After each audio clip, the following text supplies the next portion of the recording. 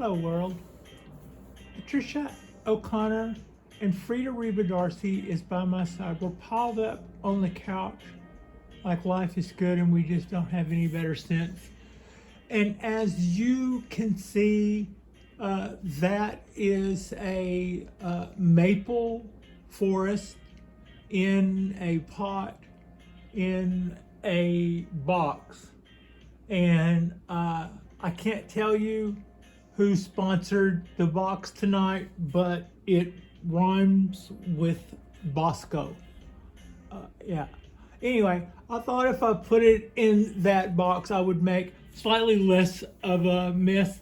And as some of you may be aware, because you've seen it before and I've showed it off and bragged to you about what I use it for, I do have a big cement mixing bucket, a big rectangle bucket that I use to transplant, and it usually is got a pretty hefty layer of semi-used to used soil in it. I try to keep it clean of debris, but sometimes I'm better at that than others. But anyway, this is what I'm going to be working on tonight. I am going to clear out all of those weeds, and I believe I'm going to take out all of that moss as I go, or at least most of it. And the idea about being able to repot it this year instead of waiting for the like last year I just waited for all the foliage to finally die, signifying that the tree was dormant, signifying that it was time for me to repot. Well, that's what, if you go to YouTube and you try to start paying attention to what maple people already know and listening to their lessons that they are eager to teach, that's what it would tell you. So it basically, for me, they got wet one too many times midsummer, so they did not maybe look this good going into fall last year, but nor did they ever lose their leaves. It looked pretty tore up from where I got the leaves wet, and that led to losing maybe 40% or more. That might be a fairly close percentage of the leaves. So yeah, come winter, by the time we got to fall and winter, they looked ratty. By the time we got to full on winter, they still just looked ratty. We would still have 70-degree days every once in a while, and the trees would never stopped being green, never decided that it was time to really, they slowed down, but they didn't really seem to go dormant. They didn't respond as well to winter light, but the winter temps didn't really tell them. Now, I think it's important to note, if you pay attention to my setup, I have grow lights, but my grow lights are timed to go off a substantial amount of time before sundown, and they come on a couple of 3 hours at least after sun up. So I've always known early on that my overhead lighting was to supplement anything that we might be losing by being covered in a balcony. We weren't going to make it all reach in there because everything wasn't in a bonsai pot in direct view of the sun. Not everything. Some things were back off the rail. Some things didn't like the rail either. That was the direct sun. But if it was that or nothing, they weren't happy totally with either. So that's kind of what made, for us, that's what kind of made lighting an interesting proposition. So y'all have seen my setup. It's two 750 watt grow lights. They are LED, but they're not 750 watt equivalents. That only, that would be implying that they're the equivalent of 750 watts, but in LED terms, maybe they wouldn't in actuality use a fraction of that. No, these are that efficient that you would normally think of, and even then, they are 740 watts a piece, and that absolutely makes them makes them pretty potent for light, and they seem to be enjoying it. So short story long, I don't think that me having those lights is causing these guys to not have their dormancy. I think it comes down to exactly kind of what we were talking about earlier. The Bay Area did not really get what I would call a winter last year. Quite a few of my trees, my trident maple also did not, my trident maple didn't go into dormancy either. So yeah, so what we were told to do about that, what I picked up on in class the other night when I started talking to some maple people, or some people that had experience with that, they said this time of year they just go ahead and defoliate them. You can see those things are just now starting to show a little bit of fall colors, and whereas my cypress trees are quite a bit farther along when it comes to them showing where they're at seasonally. So first thing we're going to do is just what you see me doing here. I'm not using tools. I'm just going in. I'm just kind of going in with the fingers here and trying to pull up all this clover. And yeah, we rule when it comes to the clover. We're kicking its lucky butts. So yeah, when we're done with that, I have tools piled up all around the outside of this box. This box is sitting on my bonsai table so that I can take it up or down. I think as far as it rotating, I've pretty well got it locked off the top of the table, that is. But now it's within the box, and or the trees are sitting on their own little rotating table because you've been watching me spin it. But the table that's sitting on is pretty much locked off. And all around all of this, I have a collection of cutters and scissors and stuff that are both handy, and also too lazy to put up after using them last. It's not like I'm leaving them out in the yard. The things that I use the most can pretty much a lot of times stay where I used them last. It's in my living room. They're not going to rust if I don't put them back in the roll. So I had a good time last night at the meeting. It's really good to see everybody. I think they're so generous with their time and their knowledge. I knew early on that I would be wanting to join a club as soon as I found out about one, but I didn't go to any.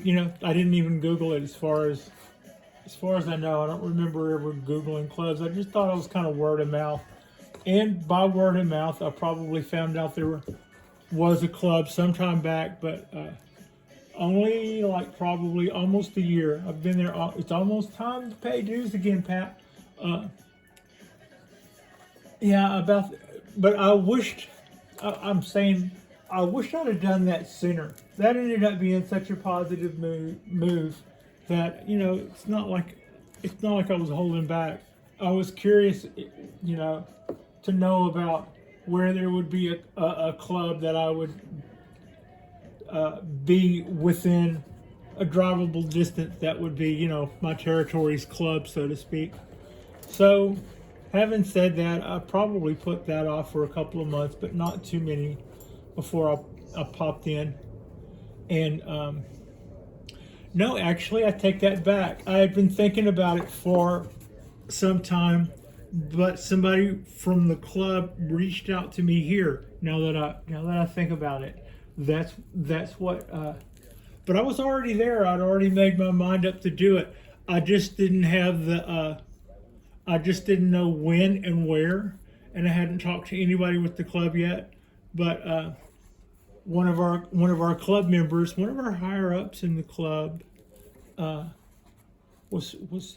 is one of our subscribers, fortunately, and because of their reaching out to me, I am now giving my confession about what I think of bonsai clubs.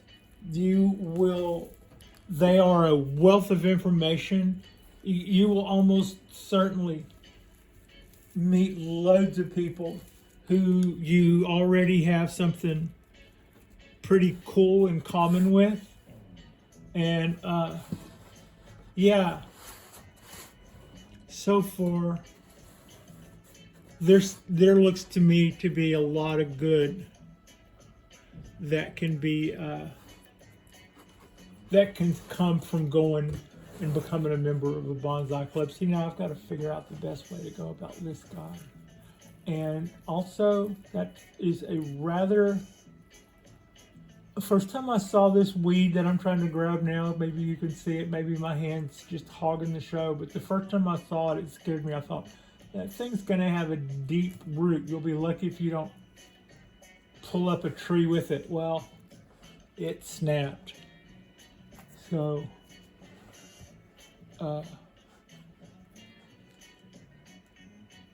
yeah, and then it snapped again.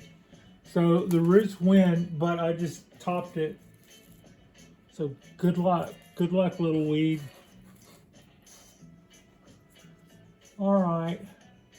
I wish I'd have got that up cleaner, but it popped off just below the soil, and I kind of reached down into that hole and just found it to be a slippery, soft mess of, yeah, go ahead and try it. And so, yeah, I can do more damage by trying to pull it out of there than just by letting it die now, which is hopefully what it'll do without a top.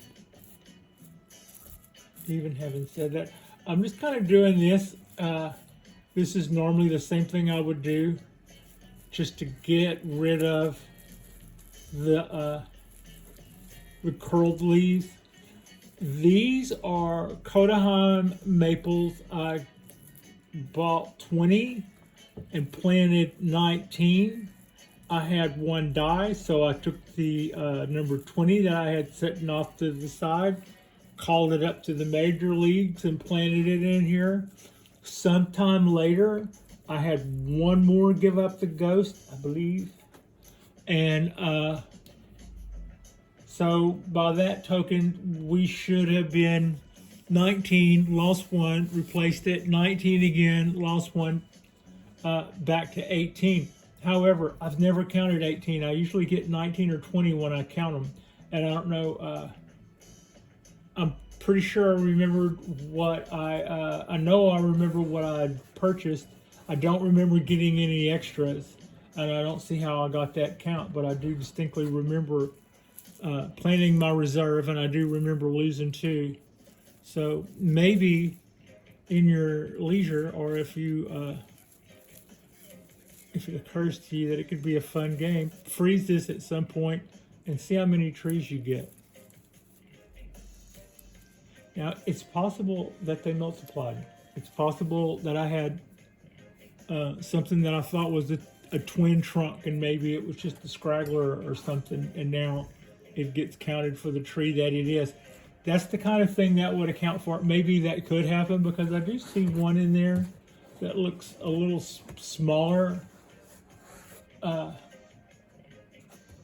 I remember paying for. It's this guy. This looks tiny. Maybe this is connected to this, right? And it's about to become its own thing, or it's becoming its own thing, or maybe it's just a second branch, but it's not sticking up above the soil line. So I don't know. But aside from that, I don't really know how I keep coming up with those counts. Surely being dyslexic wouldn't hurt. Okay, so that is it for most of the volunteer stuff that I was going to be taking up. Early on in the gig, I bought one of these. It's a very, very handy tool to have. I probably used this part more than I ever used this part.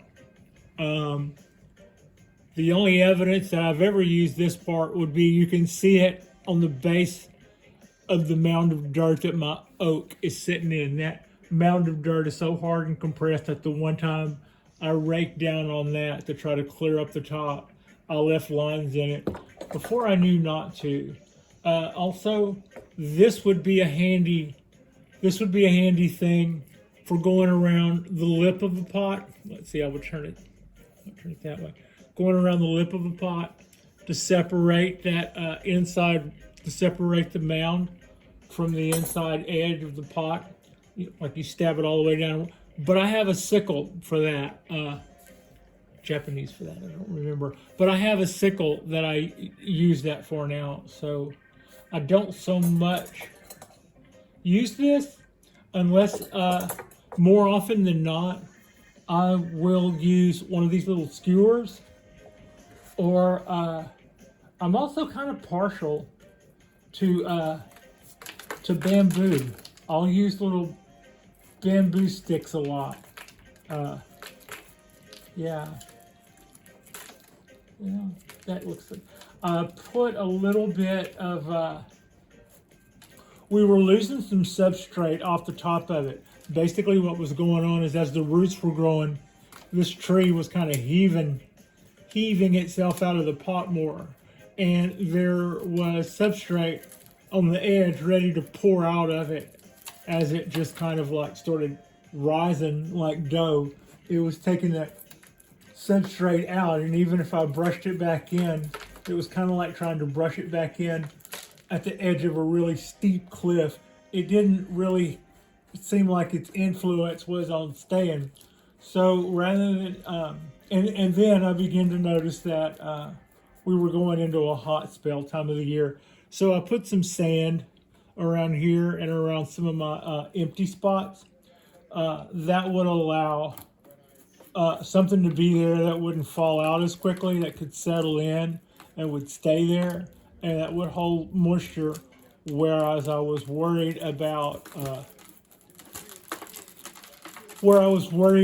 that exposed area drying the root mat out faster in hot weather.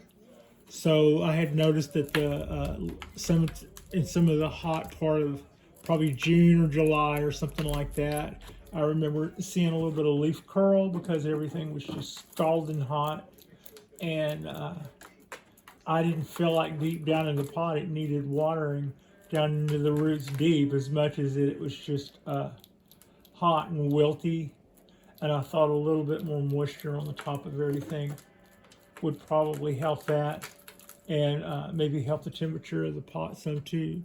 So it does, but it wasn't a very attractive look.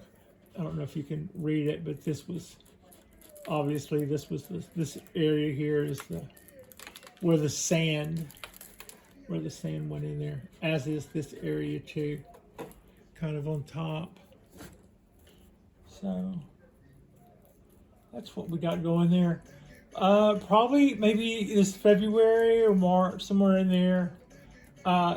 I will repot this guy, and what that means is I'll take my little my sickle, and I'll go around the inside, dragging that sharp point against the bottom, the very bottom of this pot, and then pull up that entire mat. I will, then I may use this because there's going to be roots in the very bottom that we won't be keeping. But the idea is to tease out that mat until you've got this long mat hanging down. Rake through all of that, get some of that substrate out of it, and then go through and cut that off the bottom. Then do that again, except we're not going to cut it off the bottom again. We're just continuing to separate the old substrate from there. And when we've done that a little bit, so now we've got our roots will be cut back slightly, not a lot, but you know, maybe right at 20% would be a guess. Before I go in, it's just a guess. And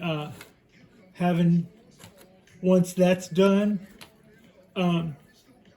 put down good fresh substrate in the pot after you've cleaned it. Make sure your stuff doesn't get a chance to dry out. And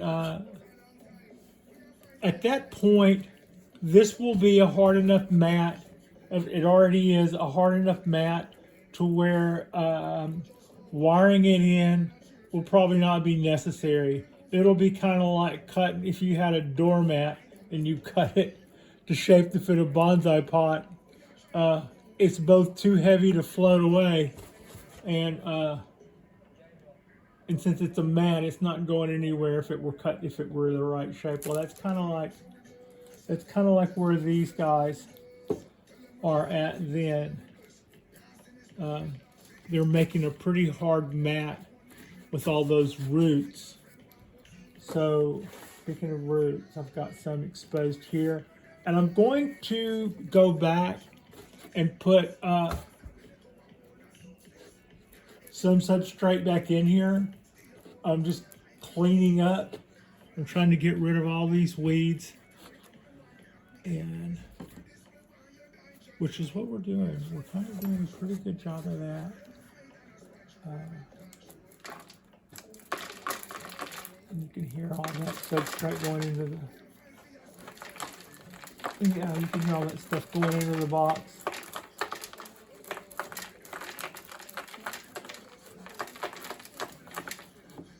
When it comes time to work roots, a lot of times I think I mentioned earlier, like I said earlier, I'll use one of these little sticks. I'll also use, like I said, bamboo. I'm also kind of partial to this. It's become my favorite toy for another reason that I'll show you later. After this is what I will wrap.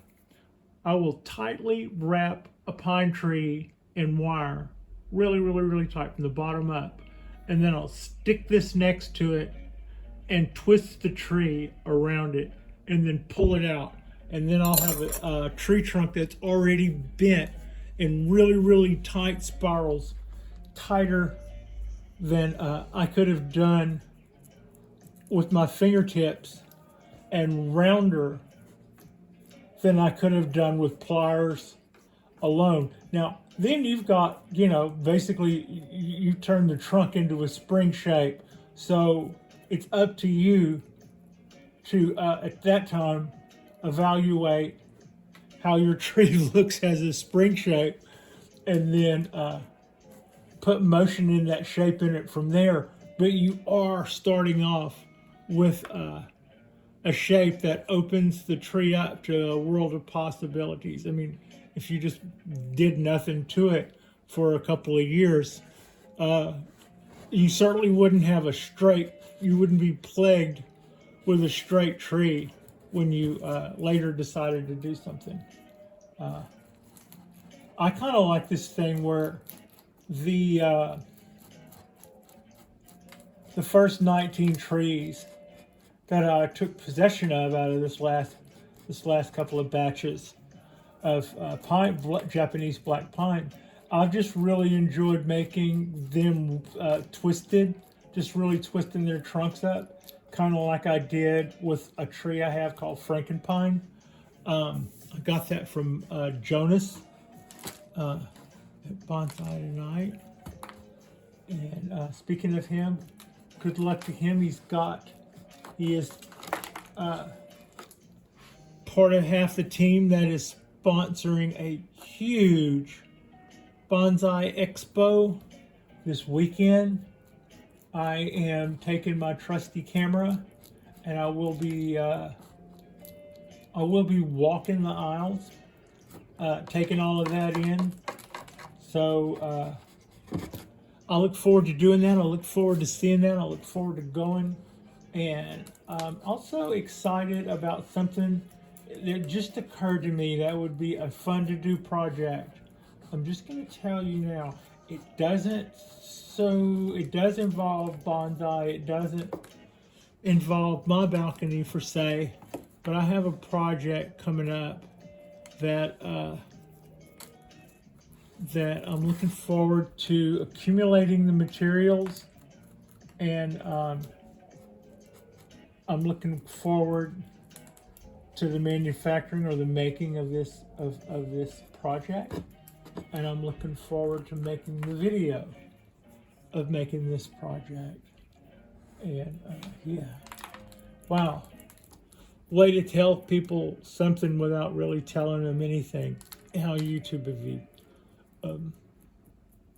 No need to be snarky. So this is going pretty well. I'm just going through here, raking off all that really pretty moss.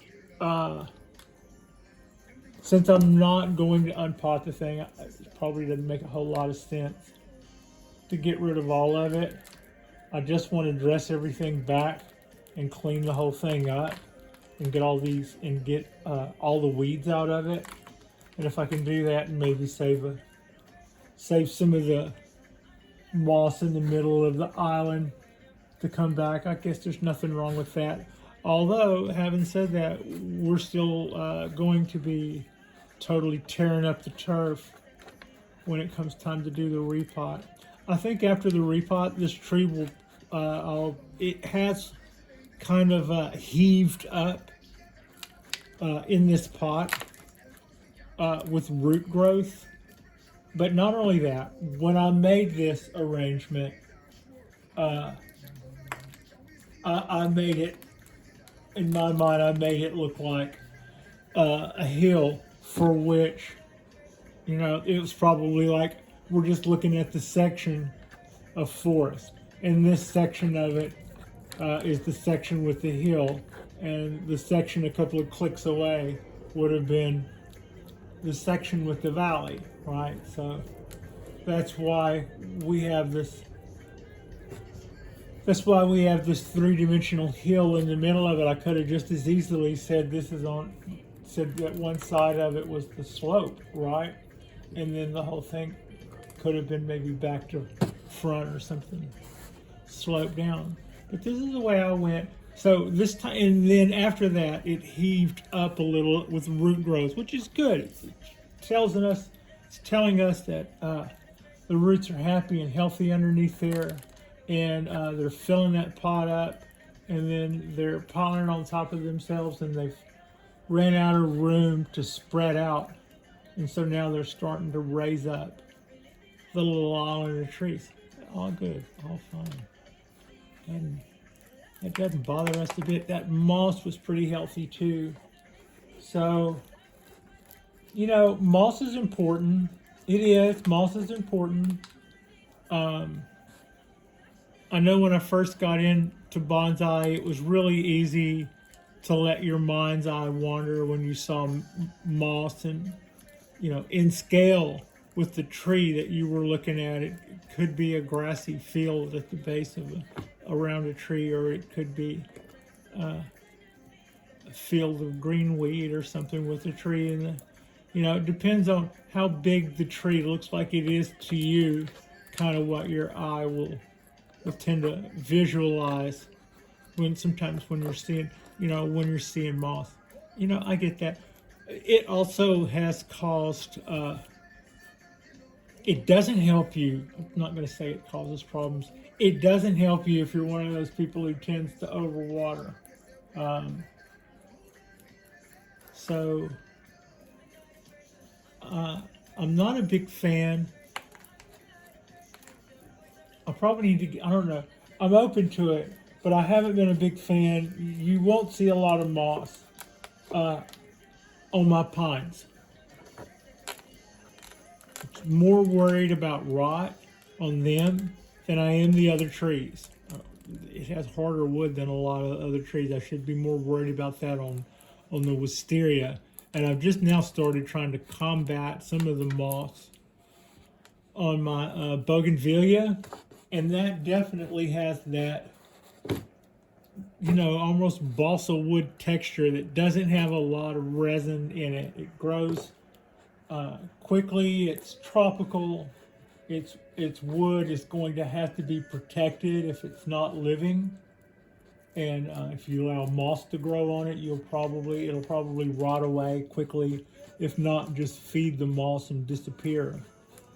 So that's kind of that. There are all kind of ways to get rid of unwanted moss.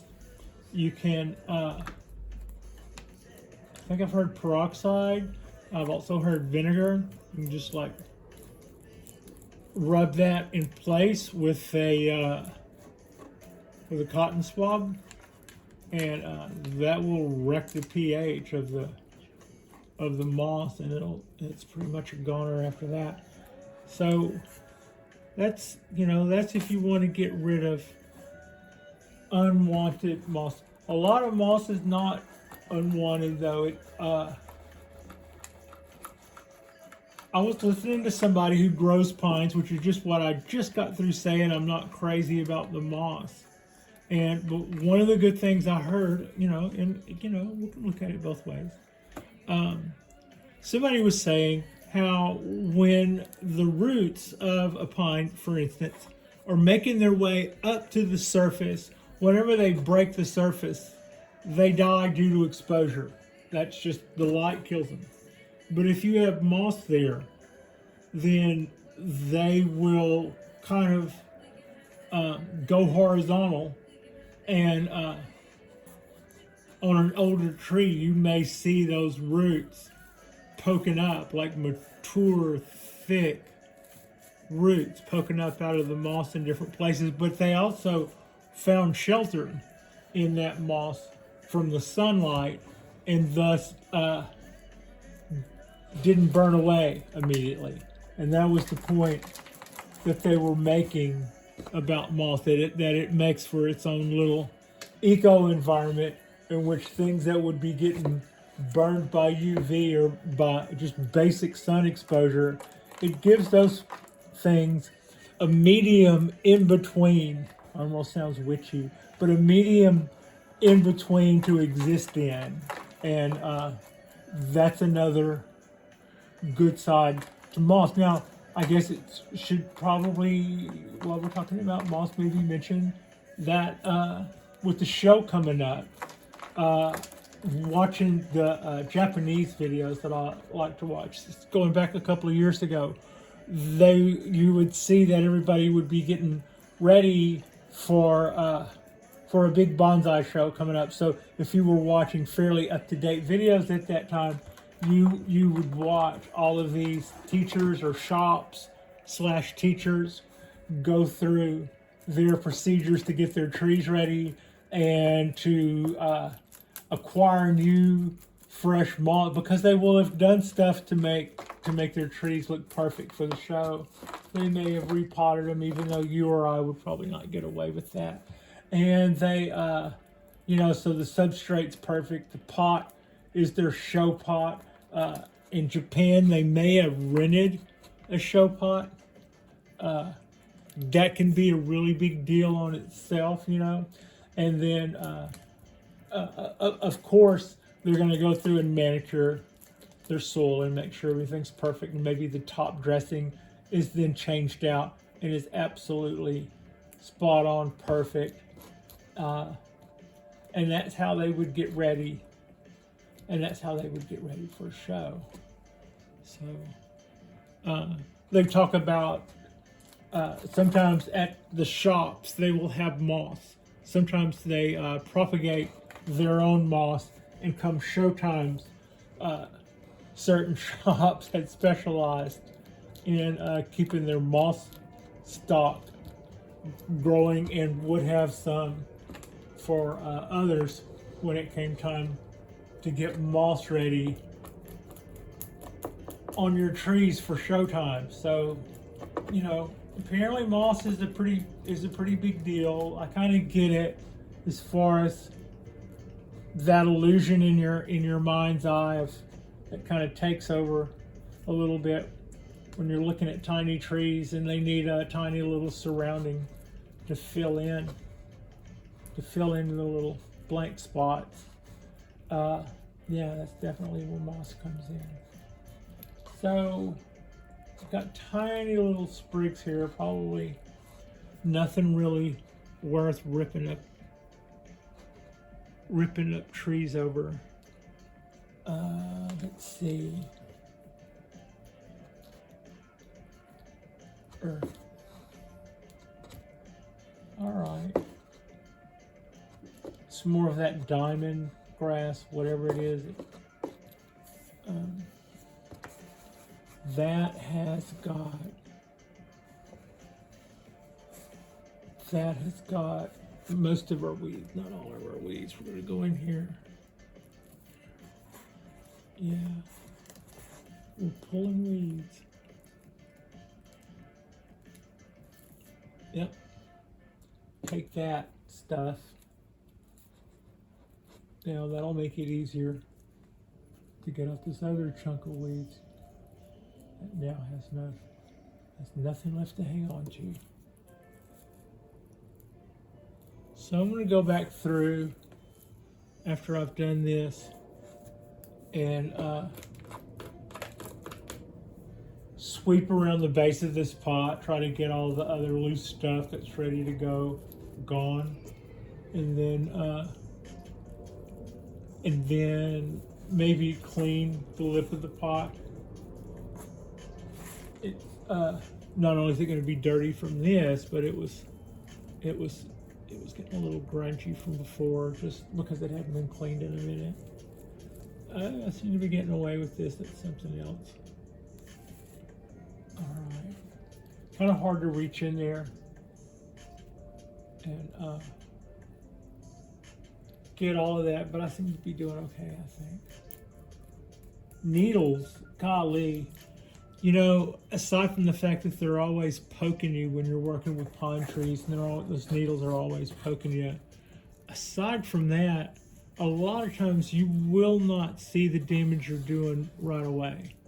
Those needles will kind of go like that on the end, and maybe you don't see it because you did that with the back of your hand, and unless you could see through your hand, you wouldn't see that what you had done. What you did know is that you were getting poked in the finger. In a couple of days, those where they bent, that'll turn brown, and you'll look at that, not remembering something that would have killed your needles because you didn't see that you had done it. This is a little different than that because they're maples. What mostly kills these leaves is getting water on them.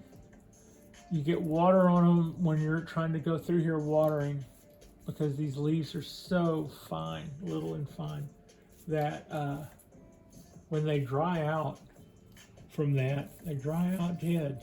And you just go through and it's kind of like fall, except when you're done, there's still a green tree there. Yeah, that's not fair. How is that fair? Don't expect fair. Okay, we're cleaning this. We've gone a pretty good ways towards cleaning this up. Chewbacca voice. I think that's a maple root. We'll let it go. So yeah, this is cleaning up. You know, it wasn't it wasn't extremely easy, but it wasn't monumental either. All right, it's got that raked back. And yeah, I am planning on defoliating more than the taking off the little crunchy leaves. I plan to go through here. I guess I plan to go through here with some tweezers and just start plucking. That way, in a couple of weeks, we'll have, when a next cool snap or whatever, we'll feel better about having dormant trees, and then at least in that way, come March or something, I can repot this. That should look nice. It already looks a lot nicer with all the weed and clover and stuff gone. Unless you just pull that stuff up by the roots, which I admit I haven't been doing that lately. I would just reach in and grab it, and probably, you know, I don't know, some percentage of it, maybe not even most of it, came up roots and all. Quite a bit of it would just break, and so that means it's going to, you know, that means the roots aren't going to get any smaller. They're going to feed the next shoot to grow really faster and keep going. So yeah, this has probably gone a long way towards taking care of more of that kind of thing. I can at least see it going in.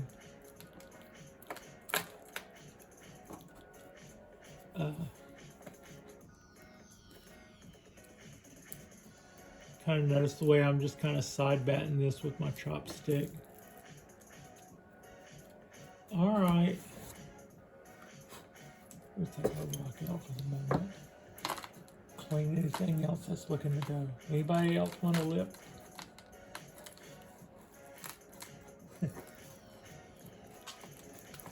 This is going to be such an exciting week. I'm really excited at the possibilities of it. Yeah. Vendors. Oh my God, there's going to be vendors. Oh geez, vendors. Will the rent money be safe with vendors? All right, I've got most of everything that was looking to fall out of there in a position where it's either fallen out or I've raked back the slope that makes everything want to fall. I got all the weeds mostly out, all out. I'm gonna go with all out on the weeds. I've got the I left quite a bit of moss. We still have weeds, and that's a pretty little cavity in there. A little mossed over cavity. These trees push themselves out of their mounds somewhat, and you can see that on a few of them. See how exposed those roots are? I'm not gonna lie, I love that. I think that is just really cool. Let's see what happens if I do this. Are you sweeping the forest, Pat? No, you can't sweep forest. They're forest.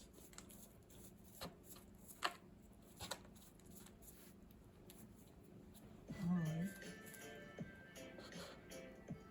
More weeds. Less weeds. More weeds. I hate it when I pull weeds and I see my tree move. I'm like, yeah, these little weeds' roots are invading my tree space.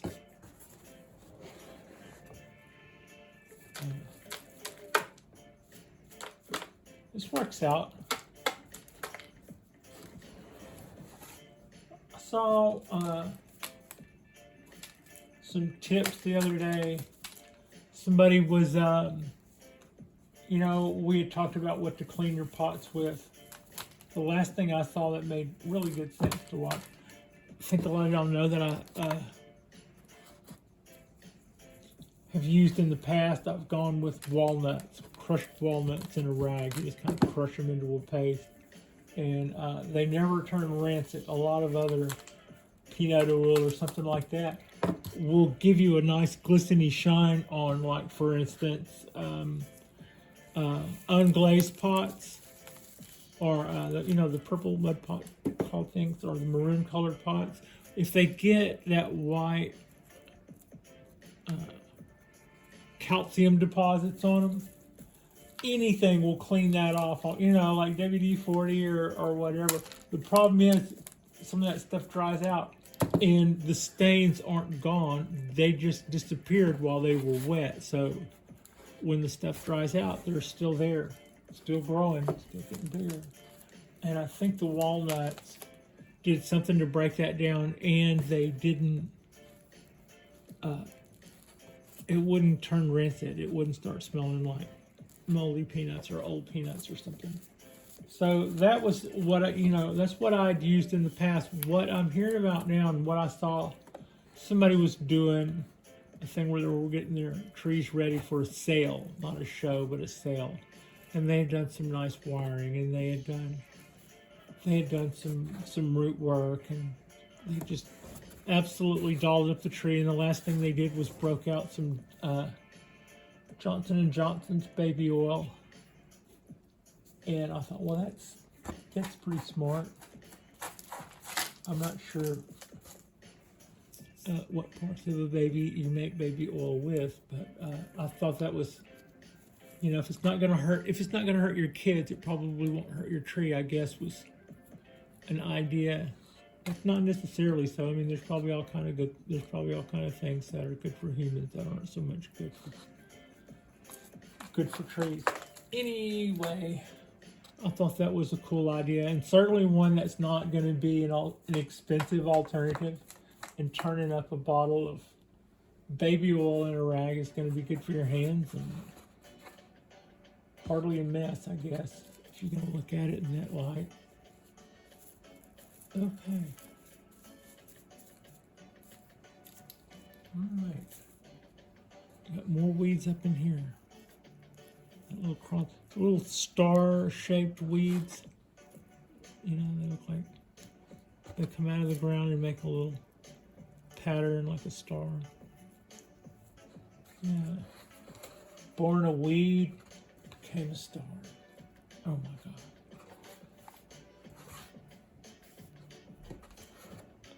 Okay. Yeah. That really determined lump of bark to stay there. It's glued down extra good because of all those weeds.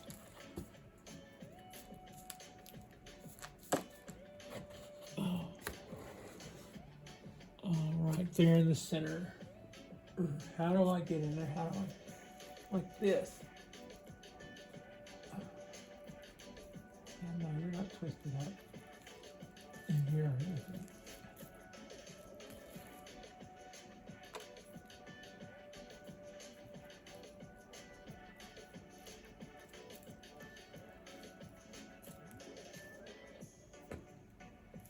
I need more little mame pots, cute little mame pots for pine trees, which is to say that I would like more unglazed, maroon colored little bonsai pots. I would also like a more suitable bonsai pot for Hoss, my show-in ponderosa. It's in a pretty pot about this same color, which I don't think pines are supposed to be englazed. I don't think evergreens are supposed to be in glazed pots. Anyway, I think it would look nice in I think it looks nice in anything. That's kind of like what you would tell anybody. I think you can't help but look nice, but I'm going to keep my eye out for a nice unglazed pot for that. And I've got more pines to pot up here in a minute, and I plan to get more pines, so there'll be more pines to pot up again. Yeah. So some months back, well, that'll be for just kind of, here's what we're gonna do. We're gonna go through here and start putting down some fresh substrate.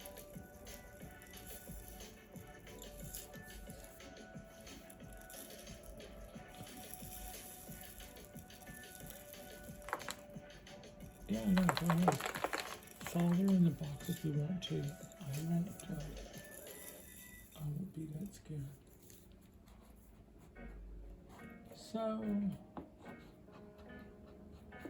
gonna have to do about 4 or 5 of those, but that's roughly the idea. Get the rocks out of the trees. Okay, I could keep filling this up and just keep doing that, but that's basically where we're at. And I'm gonna cut this off. I'm gonna cut this off right here. We've done most of the action. Basically, I'm gonna go between here and my little cement bin and fill this up a few dozen times. I don't want all that traffic, even on sped up or half speed or whatever. I don't want all that on a video. That's not necessary. This is not really planning. I'm just going to fill back in however much new substrate will stay after all the stuff we cleared off. We're just kind of doing this to get us by, keep us clean and healthy, and keep us going until we do repot this winter. I'm really looking forward to that. And yeah, I will be defoliating this thing. All right, like and subscribe if you guys have not already. Yeah, that's basically it so far. Our 19/20 Koto Hime maples. I'm going to finish filling all of this empty cavities up with more boon mix. Just kind of sprinkle that over the top. When I'm done with that, then I will set out to see, I've got a lot of exposed roots over here. Then I'll set out to defoliate this. I don't know if I'll do it all at once or just do it a little at a time. But yeah, once I've done that, and I've done that, I will clean the pot and then put it back outside. And you guys will see it again the next time I shoot out on our balcony. Probably might be sometime over the weekend, but I'm betting everything I shoot over the weekend will likely be at the boatyard, as I do have a weekend pass for that guy, and I'm looking forward to seeing all the stuff and all the vendors and all the trees. And yeah, thank you so much for hanging out with me tonight. It's just a beautiful night tonight in Alameda. We had a gorgeous day today, and the weather was just like picture perfect. I've got the blinds closed, but the windows are still, but the patio doors open. There's a nice breeze coming through here, not cold at all. And yeah, so that's pretty much where we're gonna stop for now. I can fill all this in. I'll show you guys later. Thank you so much for watching.